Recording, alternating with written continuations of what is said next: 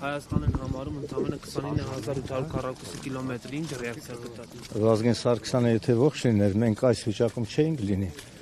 Մենք պատերազմում չէինք պարտվի եւ ԿՊ-ն իշխանության չէր լինի։ Ձեր կարծիքով ինչու են գալիս ԿՊ-ականները այստեղ։ Որպես որովհետեւ Վազգեն Սարգսյանը եղբայրը Արամ Սարգսյանը իր կուսակցությամբ ԿՊ-ի ուղեկցող կուսակցություններից է, սատելիտ կուսակցություն,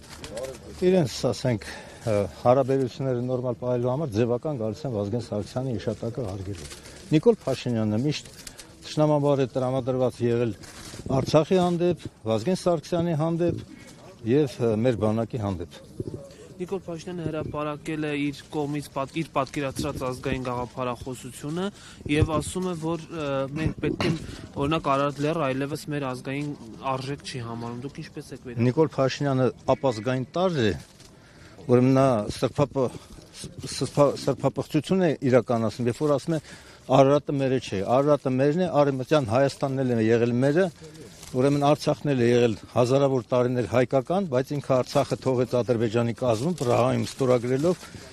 այդ թվում նաև Հայաստանի տարածքից 60 քառակուսի կիլոմետրից ավելի տարածք ռազմավարական նշանակության